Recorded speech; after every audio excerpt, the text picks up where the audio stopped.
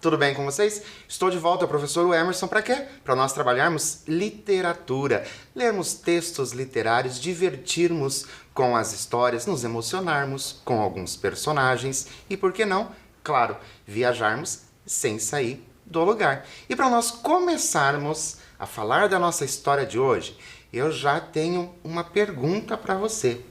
Será que você é uma daquelas pessoas que conhece bandeiras?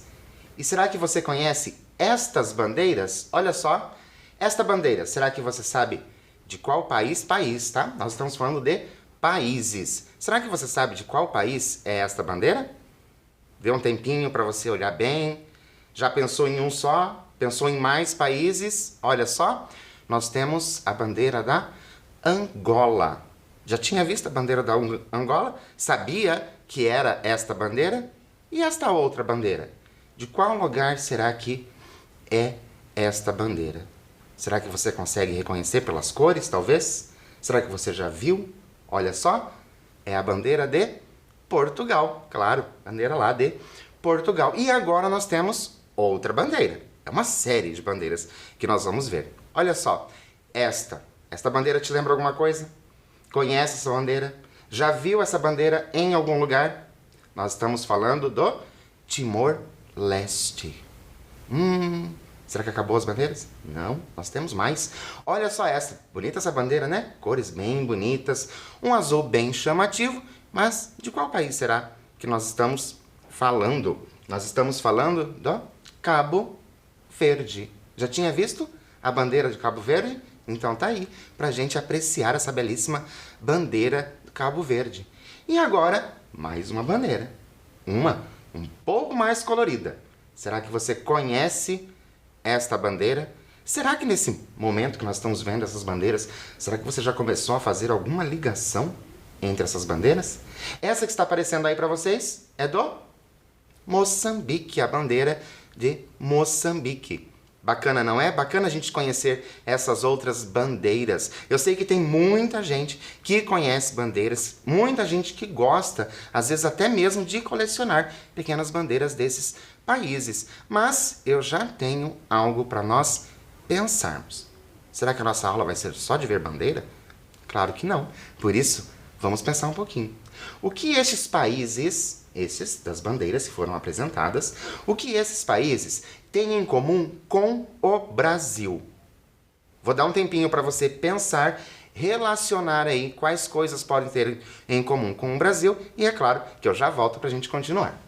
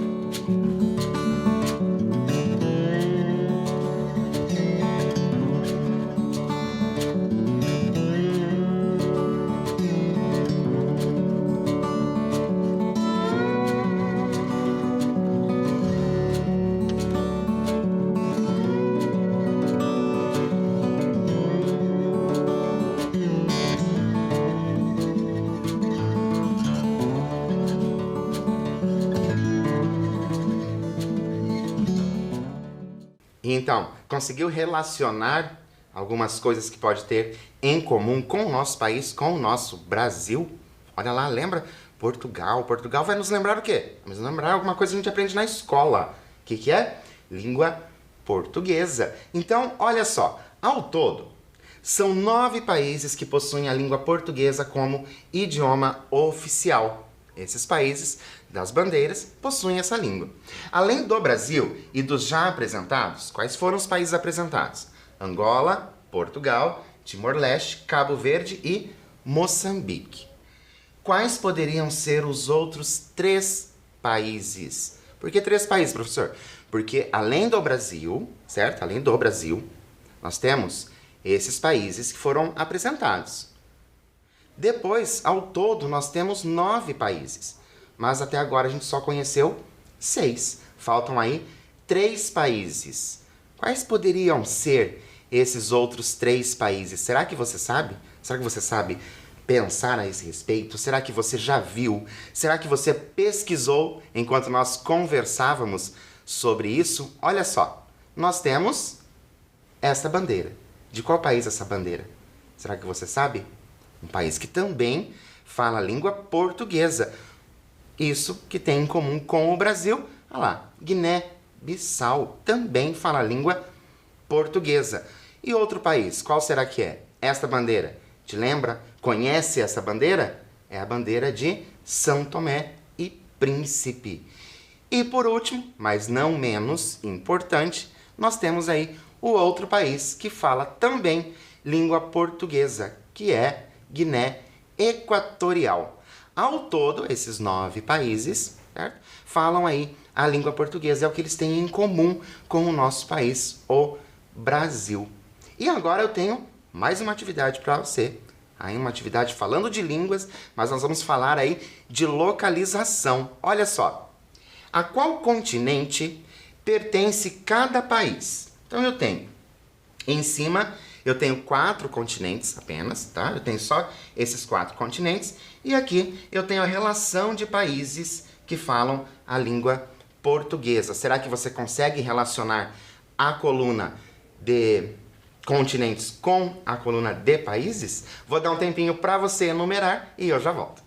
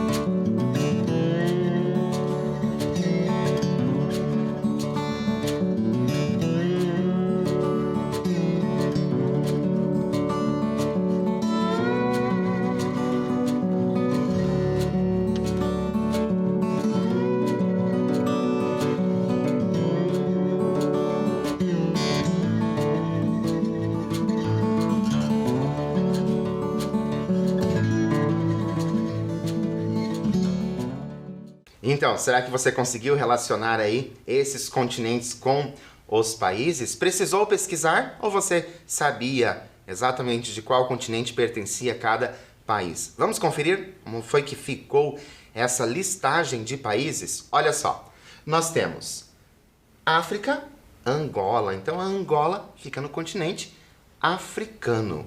E onde será que fica o Brasil? O Brasil é fácil, né? O Brasil a gente já está bem acostumado. Claro que fica na América.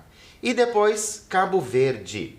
Onde será que fica Cabo Verde? O que será que você respondeu aí? Será que você respondeu que fica no continente africano? Será que foi isso que você pensou? Depois, nós temos Guiné-Bissau. E o Guiné-Bissau é um nome não muito comum, a gente não ouve muito, nós aqui brasileiros, falar deste país. Mas onde será que fica? Qual continente pertence? Pertence também ao continente africano, então pertence lá à África. Guiné Equatorial, os nomes parecidos, né? Os 2 Guinés, nós sabemos então que pertence também ao continente africano. Então a África, número 1 também. Moçambique, Moçambique já é um nome que a gente já ouviu algumas vezes, certo? Que nós temos então na África também. Ô professor, todos são da África? Não, já apareceu o Brasil, mas nós temos mais 2 opções ali, né? Nós temos a Ásia e também a Europa. Vamos ver, Portugal, claro que Portugal fica no continente europeu, então Portugal, Europa. Depois, São Tomé e Príncipe. O professor falou que tinha mais 2 opções. Será que essa pode ser de outro local? Também fica no continente africano. Por último, e volto a dizer, não menos importante, nós temos o Timor-Leste. E este fica onde? Este fica na Ásia. Fica no continente asiático. Olha só, já tinham parado para pensar nisso? Que lá no continente asiático, lá bem longe da gente, nós temos também países que falam língua portuguesa. Tinham pensado sobre isso? Sobre essas outras pessoas que também falam português bem longe de nós?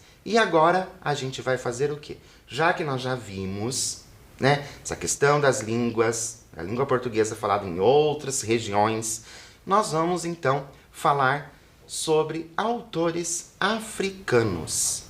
Você já leu algum texto de autores africanos? Seja ele qual for, e de qual estilo for esse texto. Se pode ser um poema, pode ser um conto, pode ser um romance, não importa. Será que você lembra, se você já leu algum desses textos de autores africanos?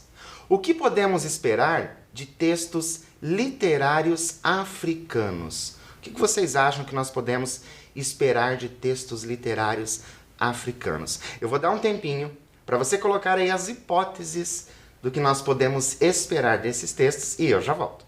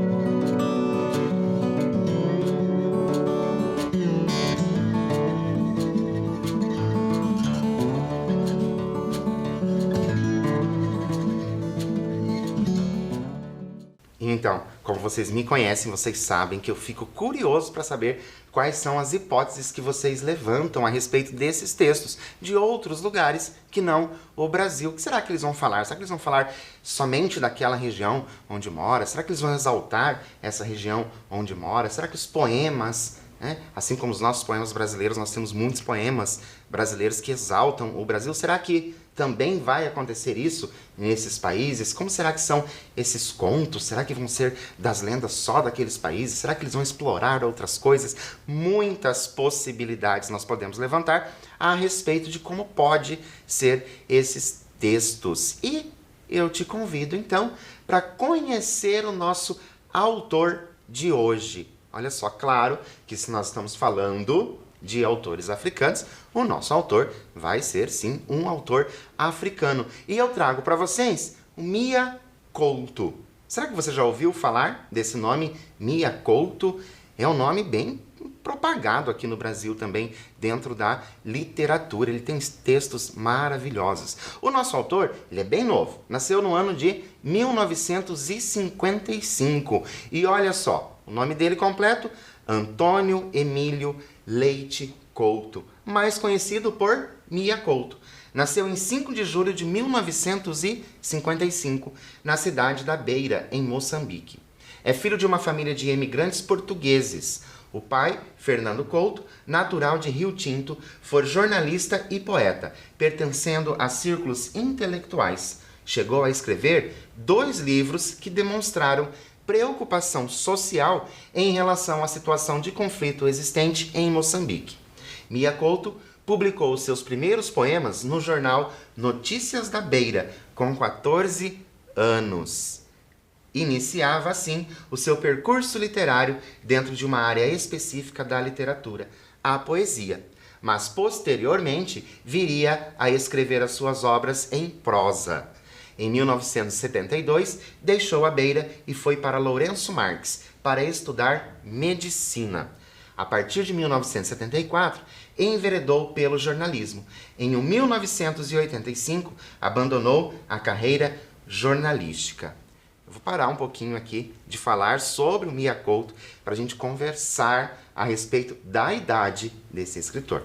Vocês perceberam que com 14 anos, muito próximo da idade de vocês, 14 anos, ele teve o seu primeiro poema publicado no jornal. Não é bacana isso? Uma pessoa tão jovem poder ter o seu texto publicado, circulado ali nos jornais. Então você, que é uma pessoa que gosta de escrever poemas, sim, faça o seu poema circular, faça o seu conto, você é uma pessoa que gosta de escrever conto, faça o seu conto circular também para que as pessoas possam ter acesso àquilo que você escreve com tanto carinho. Porque quando a gente escreve realmente com bastante carinho. Mas vamos continuar. Mia Couto é um escritor da terra. Escreve e descreve as próprias raízes do mundo, explorando a própria natureza humana na sua relação umbilical com a terra.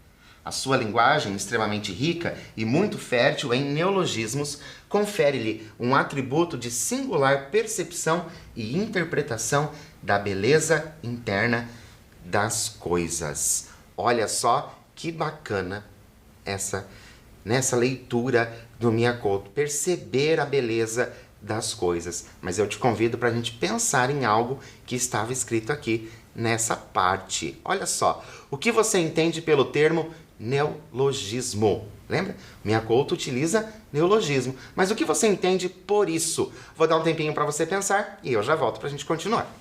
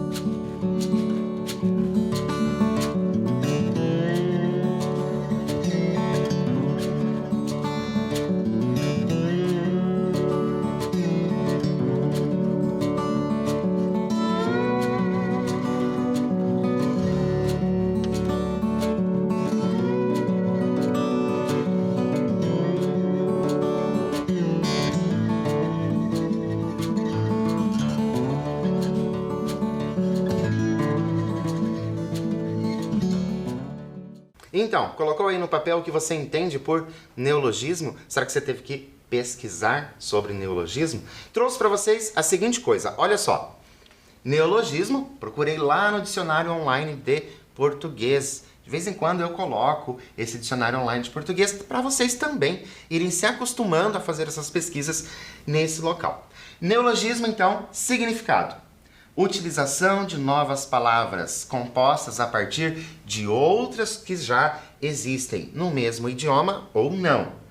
Ação de atribuir novos significados ou sentidos a palavras que já existem na língua. A palavra ou expressão formada a partir dos processos acima citados. Ou seja, quando nós falamos de neologismo, nós estamos falando de novas palavras. E não é bacana a gente trabalhar com novas palavras? Olha só, o nosso autor de hoje, ele faz exatamente isso. Ele vai apresentando novas palavras.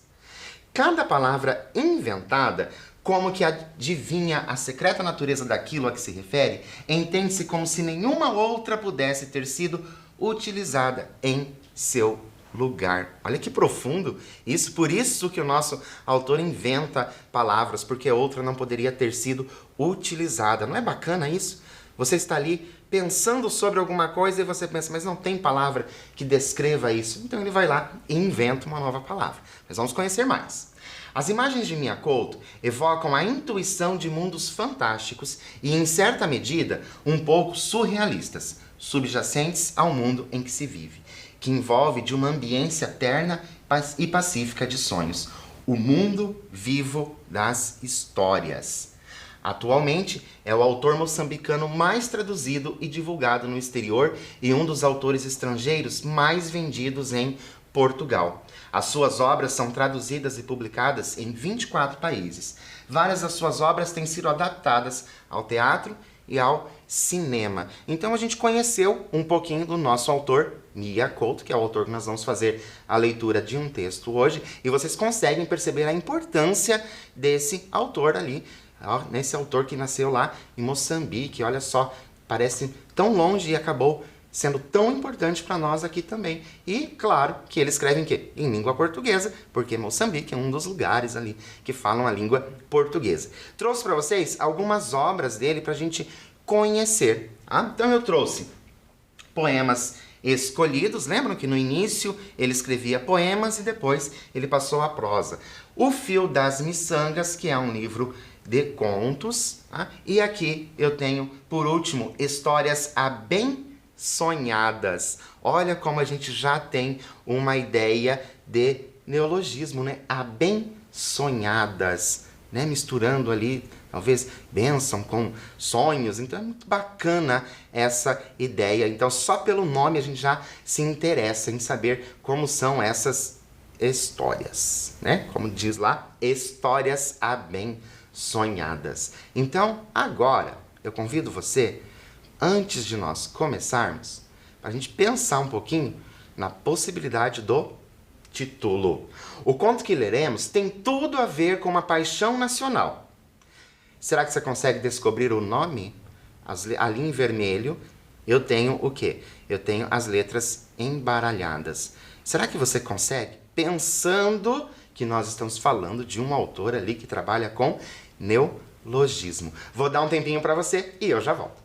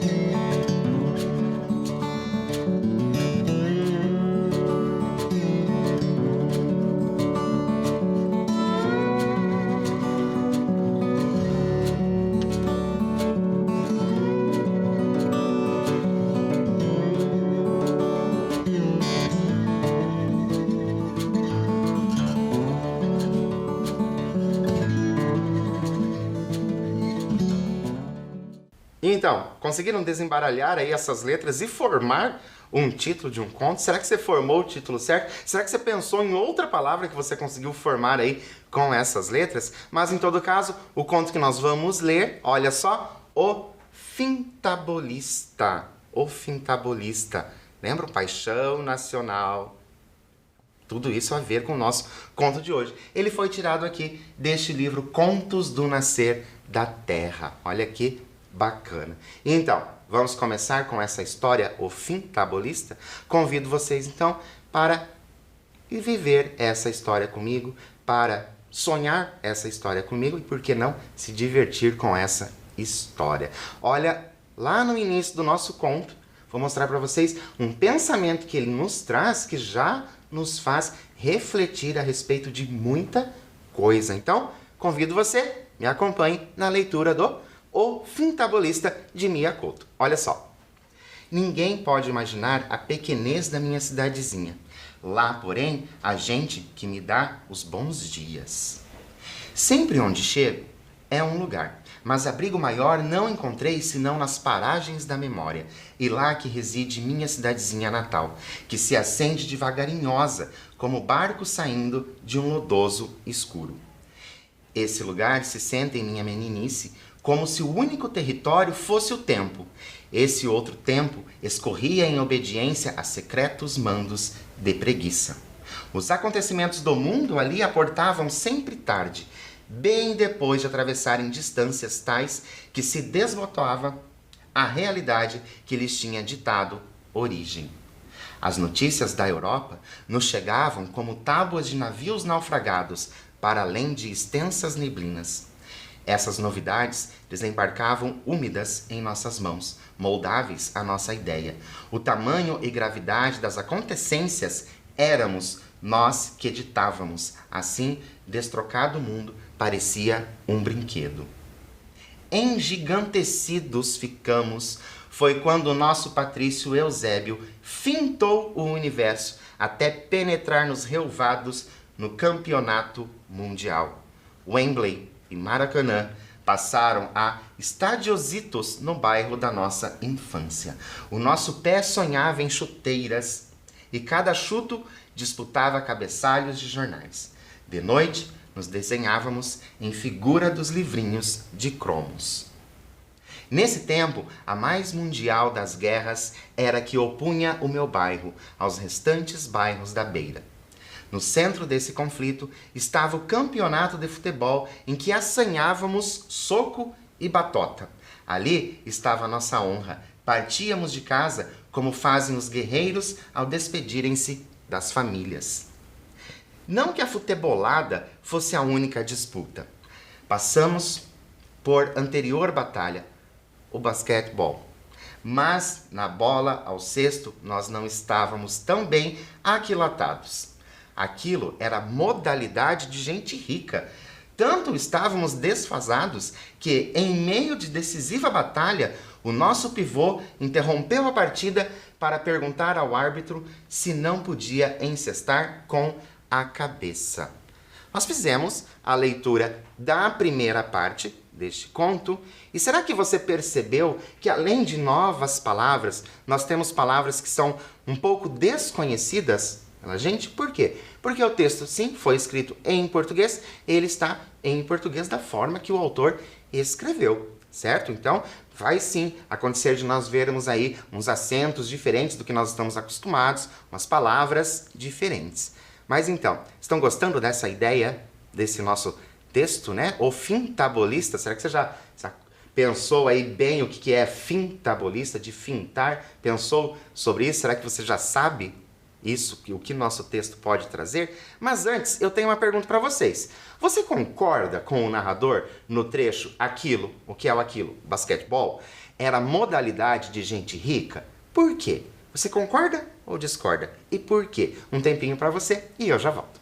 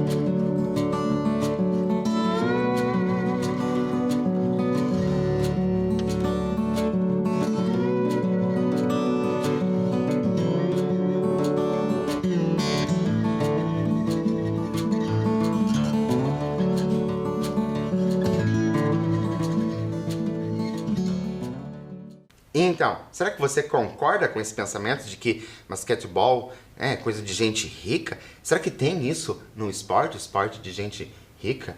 Esporte de outras pessoas? Será que existe isso? Será que existe essa diferença? Mas enfim, você sabe que eu fico curioso para saber o que vocês pensam a esse respeito. Mas vamos continuar com a nossa história, porque tá bem interessante essa história aí de eles não se encaixarem no basquete. Será que eles vão para o futebol? Vamos acompanhar. Olha só. Faltavam-nos jogadores altos. O nosso mais alto era o Tony Candeeiro, que era cardíaco. Tinha pouca válvula para muito coração. A mais centimétrica corrida e já ele exibia um tom arroxeado, semelhando a flor do nenúfar. Pedíamos uma pausa para o Tony reganhar a visão e ele, passados segundos, interrompia a ofegação para gemer continuemos. E lá seguíamos, perdendo sempre. A única vez que ganhamos, nem demos por isso. O esforço tinha sido tal que nem deitamos tento no resultado. Estávamos deitando fresco sobre o Tony, quando os adversários nos vieram congratular. Nós retorquimos surpresos. Ganhamos? Desistidos da elitista modalidade, regressamos ao futebol, atividade mais a jeito da nossa condição. E foi então que me vi convertido num glorioso avançado de centro. Minha fama emergiu numa jogada confusa. Todas as jogadas para mim eram confusas, quando um poderoso remate disparou a bola na minha direção. Olha só que bacana, deixaram o basquete e voltaram para o futebol, que, segundo o nosso narrador, tem mais a ver ali com as condições. Eu acho que essas condições ali tem muito a ver com as habilidades deles. Mas vamos pensar um pouquinho? O que poderia ter acontecido que fez nosso personagem ganhar fama? Lembram que ele falou que ganhou fama? Mas o que poderia ter acontecido que fez ele ganhar fama? Vou dar um tempinho para você pensar nas possibilidades e eu já volto.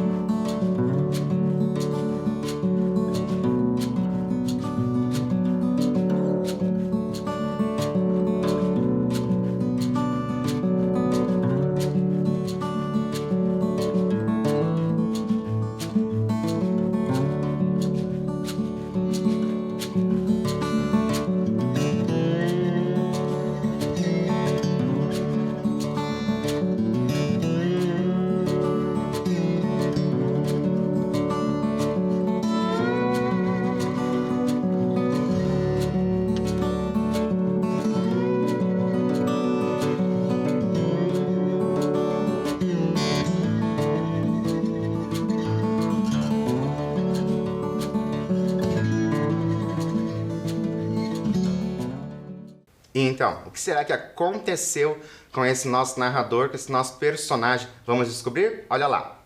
Minha única reação foi proteger os óculos, fechando os olhos e desviando a cabeça da trajetória. Por instantes deixei de ver o estádio. Senti a bola raspar-me o penteado. Sonhei depois que esse impensado reflexo tinha feito anichar caprichosamente o esférico no fundo das redes adversárias. Com estas palavras, o meu feito se masculizou na história do meu bairro. No final do jogo, fui conduzido em ombros, me aplicaram a vitalícia braçadeira de capitão, com duvidoso mérito, ganhar o estatuto de comandar a minha equipa e a honra do meu bairro. Acontecia, no entanto, que a minha equipa sofria de carência grave de rematadores. Passávamos o jogo fintando de um ao outro lado do campo sem nunca nos decidirmos a rematar. Ainda adotamos a tática de chutar alto para aproveitar a altura do nosso Tony Candeeiro, mas ele, com sua falta de válvula, assim que saltava, perdia a visão. Falta-nos a concretização, dizia o senhor Herberto, nosso ilustre treinador. Um goês cinquentão que suspeitávamos nunca ter sequer assistido a uma partida de futebol. Queixava-se assim: vocês só fintam, não rematam. E suspirava: somos uma equipa de fintabolistas. Entre esforçados empates e involuntárias vitórias, lá conseguimos chegar à finalíssima do campeonato interbairros. O senhor Herberto, que estava sempre calado, trouxe então a solução, que tinha ouvido falar que, na vila de Marromeu, havia um jovem dotado de poderosíssimo remate, de tal modo que era conhecido pelo Chimbo de Marromeu. Com seu vertiginoso pontapé, o moço já tinha derrubado postes e árvores, e só de mencionar o seu nome, os guarda-redes eram acometidos de terrores imobilizantes. A proposta era contratar o Chimbo, pagando-lhe para que ele atuasse como avançado da nossa equipa. A ideia foi como pedra em charco. Olha só, pedra em charco. E agora, claro que nós vamos pensar sobre essa expressão. De acordo com o contexto, como podemos compreender a expressão pedra no charco, pedra em charco? Como a gente consegue compreender essa expressão? Lembra? Ia ser contratado. Então, como que nós compreendemos isso? Vou dar um tempinho para você e eu já volto.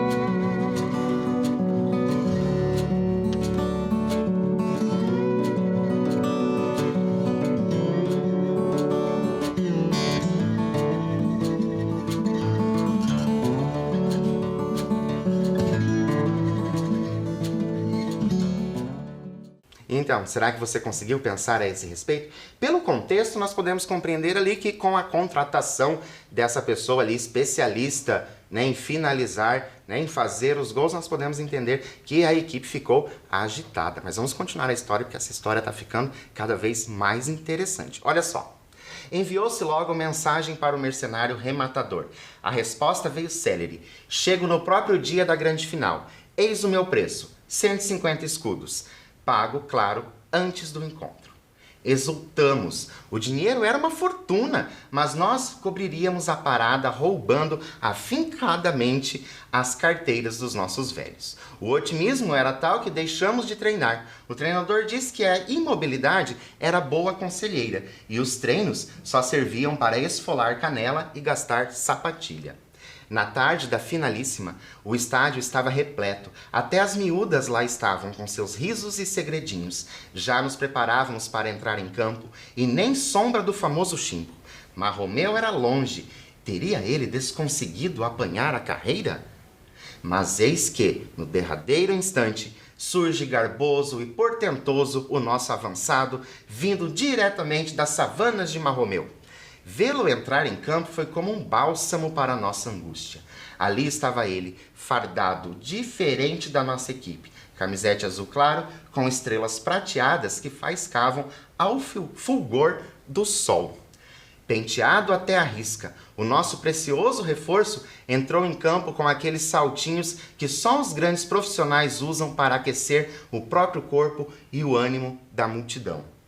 O mais espantoso eram as pernas, cilindroides, tão grossas embaixo como em cima.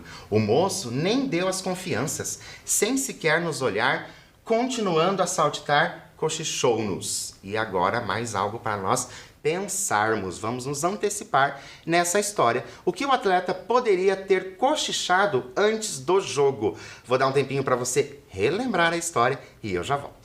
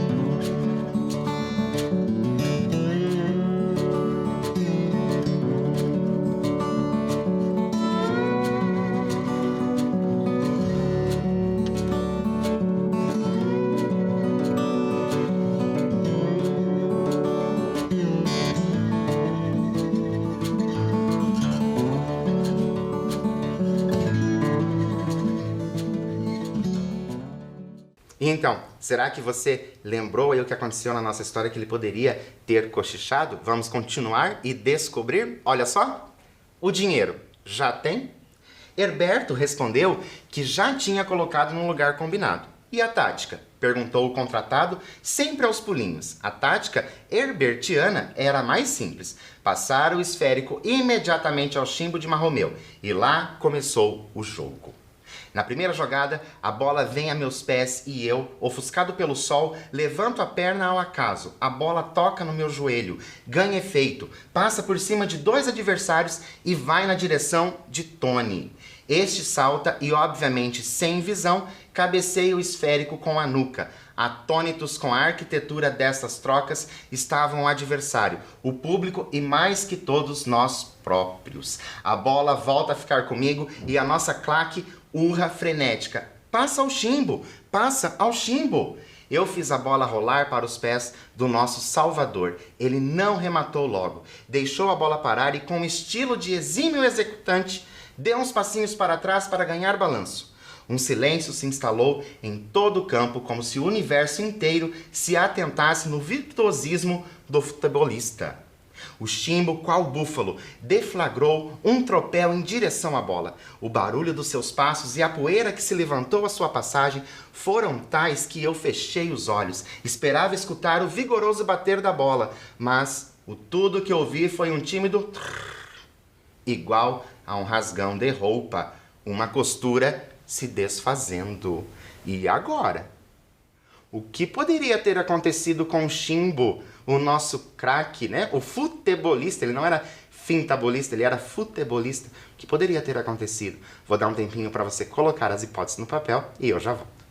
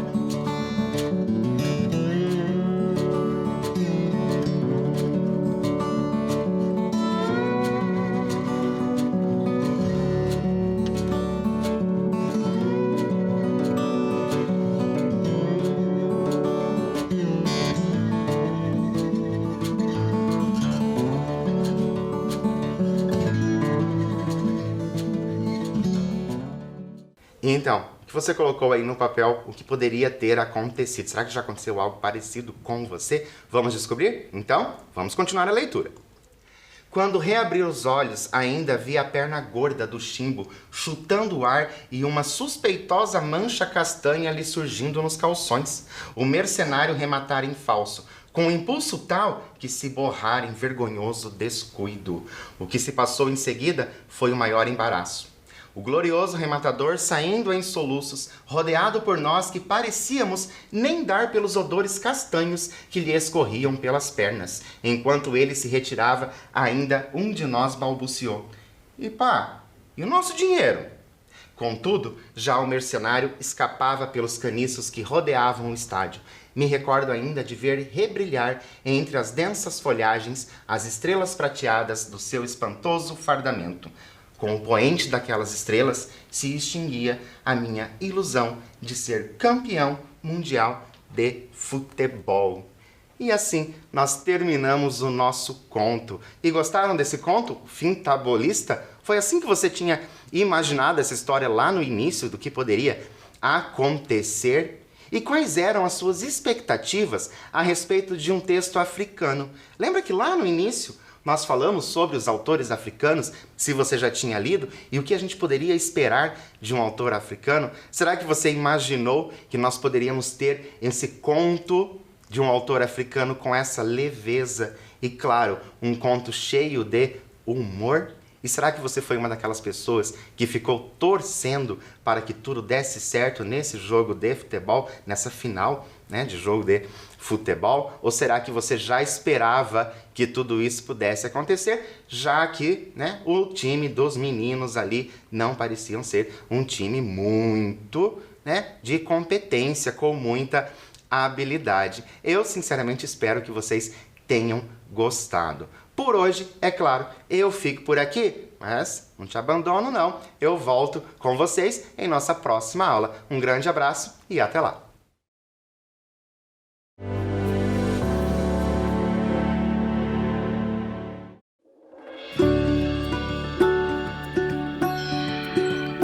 Gente, se preparem, porque hoje o conteúdo vai ser especial.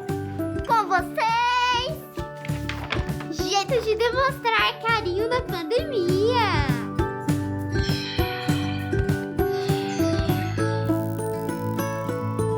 Jeito número 1, o pezinho. Não é lá muito afetivo, mas já é um clássico. Jeito número 2, o autoabraço à distância. O segredo é abraçar você mesmo como se estivesse abraçando o outro. E imaginar que você está recebendo um abraço do outro no seu próximo abraço. Deu para entender? Jeito número 3, a dancinha sincronizada. Esse é só para quem gosta de uma diversão.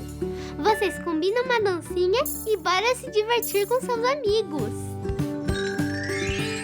Jeito número 4, o jeito que você inventar. Vale qualquer coisa, vale tudo junto. Vale soltar a imaginação, só não vale tocar, tirar a máscara ou chegar perto. Por mais que você goste muito do seu amigo, é preciso manter o distanciamento. Ou seja, fique sempre a 4 passos bem grandões dele. Ficamos combinados? Então, até mais!